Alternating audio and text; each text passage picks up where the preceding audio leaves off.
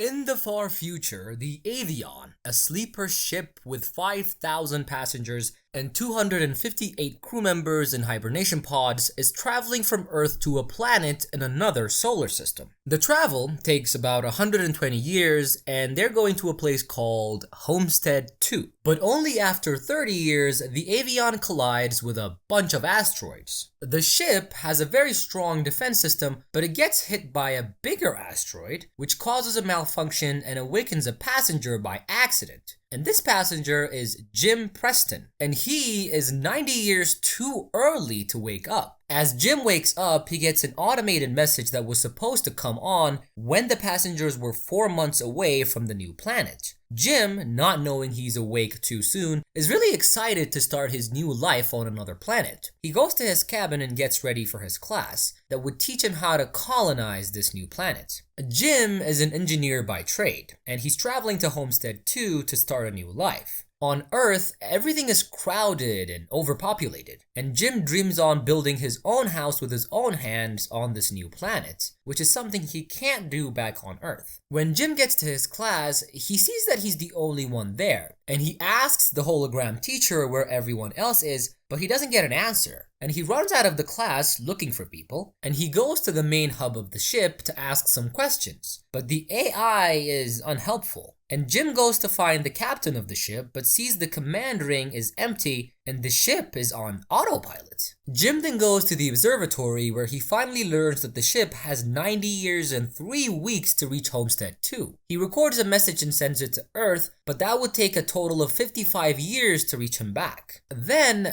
Jim befriends an android bartender called Arthur, who has a human body from the waist up. Jim asks Arthur what he can do if his hibernation pod malfunctions, and Arthur tells him that hibernation pods never malfunction, and that they're fail-safe and fail-proof. Jim then finds the manual for the hibernation pod and he goes to fix it. He starts up the pod, but when he enters the pod, it doesn't make him fall into hibernation. And from this, he finds out that the pods can't start the hibernation process by themselves. Jim then tries to get into the command ring where the captain is staying at, but his tag was only passenger 1 and he gets denied access. And then he tries to break into the command ring, but the room is highly secured and can't really be broken into that easily. The ship has been slowly having other malfunctions as well, like the elevator doors not closing and opening like it was supposed to, and the cleaning robots are malfunctioning as well. And months have passed and Jim tried everything he can do to get back into his pod, but nothing has worked. And Arthur gives Jim an advice to have fun and live a little. And Jim breaks into the gold suites and does everything. He plays games, sports, he then sleeps on a fancy bed, he watches movies, but all of it just gets old pretty quick because there's nobody else around. It's now been a year and Jim has given up on his life. He's grown out his hair and beard and he looks like a hobo. He wears a spacesuit and he goes out of the ship for a spacewalk. He then experiences the vastness of space and Jim contemplates offing himself but backs out of the idea. And one day, he notices a passenger named Aurora, and she is a writer, and he watches her interviews and reads her books. And Jim gets really excited by Aurora's beauty and personality, and he feels like he knows her from all the videos that he's seen and all the books that he's read. And he kind of falls in like with her. I can't say fall in love because he doesn't know the person. One day, watching Aurora's videos, Jim sees the hibernation pod's manual, and he figures out how to wake up Aurora, but he isn't sure if he should do it or not. And he asks Arthur on what to do, and Arthur tells Jim that he needs a companion, but also waking Aurora is a selfish and wrong thing to do because after she wakes up, she's not gonna go back to sleep, is she? I mean, if her pod still works, she can, but he'd only be doing it for his own needs. And she doesn't even know the guy. Jim contemplates on his dilemma at first, and he decides to forget about Aurora and move on. He tells himself he shouldn't do it. And then he cuts off his long hair and his beard, and he comes to Aurora's pod and he has decided to revive her, just doing the most unethical, stupidest thing ever. And he goes through with the plan and he breaks Aurora's pod system and wakes her up. And then he runs and hides in his cabin. Aurora then wakes up and gets the same message that Jim got when he woke up.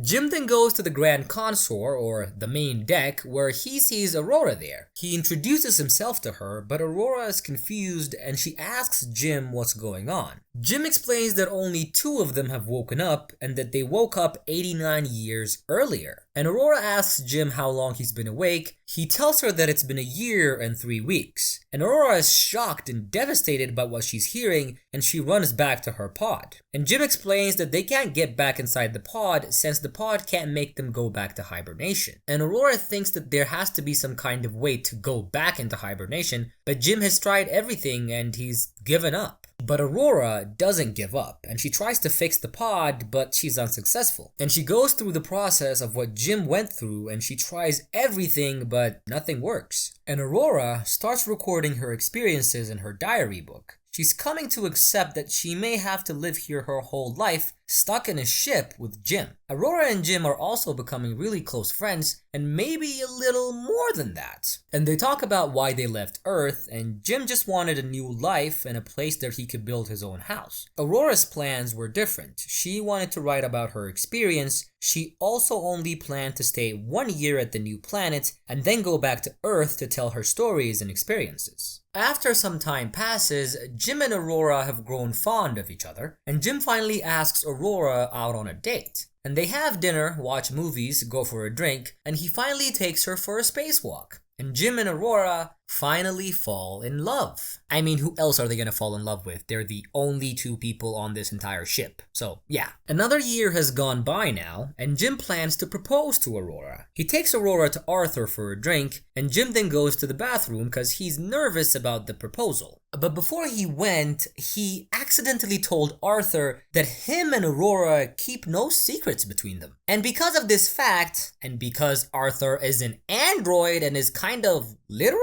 and dumb, I gotta say, he's a pretty sophisticated guy for an android, but still, it's an android. And because of that, and because he said he had no secrets with Aurora, Arthur tells Aurora that a year ago, Jim was looking forward to meeting her. And he tells her that Jim spent months deciding whether to wake her up or not. And he reveals the truth about her awakening, which she did not know yet, or didn't really need to know, ever, according to Jim, not me. And when Jim comes back from the bathroom, he sees Aurora crying in front of him, and she asks him if he woke her up, and he answers yes. And she storms off feeling incredibly betrayed and angry. And the next days, Jim tries to apologize and explain himself to Aurora, but she furiously rejects his apology. One night, Aurora attacks Jim and punches and kicks him. She then picks up some kind of crowbar to really finish the job, but Jim doesn't fight back and he just lets her do it. But she doesn't do it, and instead she leaves while crying. Sometime later, the ship gets a bigger malfunction, which wakes up Gus, who is a deck officer. And Jim and Aurora find Gus in the main deck, and they explain to Gus that they are the only ones awake, and that they're still 88 years away from their destination. Using Gus's ID, they finally get into the command ring, and Gus runs analysis on the ship and finds out that there have been multiple cascading failures throughout the entire ship's system. But their super high-tech computer doesn't really know where the issue is coming from, even though it's a really big computer that controls the entire spaceship. So, they had to go search for the problem manually. And Gus goes to check on Jim's and Aurora's pod, and he figures out that Jim's pod failed because of a power surge. And Gus also realizes that Jim woke up Aurora because he saw what he did to her ship, and she didn't actually tell him when he woke up. And Gus has been feeling really sick, and he deduces that the way he was woken up was more violent than how Jim woke up. And he starts to cough blood, and Jim and Aurora take him to the infirmary. And the auto doc diagnoses Gus and reveals 612 disorders, and it gives Gus a few hours to live and recommends him a pill to ease his death. And Gus then goes to spend some time alone and contemplate his impending demise. It's not like he's overabundant in time, but he still just takes a few moments to himself. After a few hours, Jim and Aurora find Gus sitting on the floor, and he tells them to take care of each other. Then, Gus gives Jim his ID badge so they can access to crew-only areas. With his dying breath, he tells them to fix the ship before everybody in it dies. and the ship is failing and doesn't really have that much time left. And Jim and Aurora go to the main engineering room to find the issues, and they go into the power plant where they open the main doors to the plant. Aurora gets sucked into the room, and the power plant apparently has holes that have been caused by the asteroid collisions. Jim closes the hole, saving Aurora's life, but they have a bigger issue at hand. The computer module administering the ship's fusion reactor power plant has been critically damaged, causing the cascading malfunctions all over the ship. He replaces the damaged module, but when the computer tried to vent the reactor to restart its systems, it fails. And the computer recommends to manually override the air vents, but when Jim tries to override it, that doesn't work either. Then, Jim realizes that the only way to open the vents will be from the outside manually. He puts on his spacesuit and he goes for a spacewalk. At this point, Aurora tells Jim to come back to her and goes back to the control room to reset the computer once Jim opens the vents. Jim goes to open the vent doors manually, but discovers that he must remain in the tube to keep the vent open. Aurora tries to convince him not to put himself in danger, fearing that he will die, and she tells him that if he's going to die, she wants to die with him. And Jim tells Aurora that this is the right thing to do,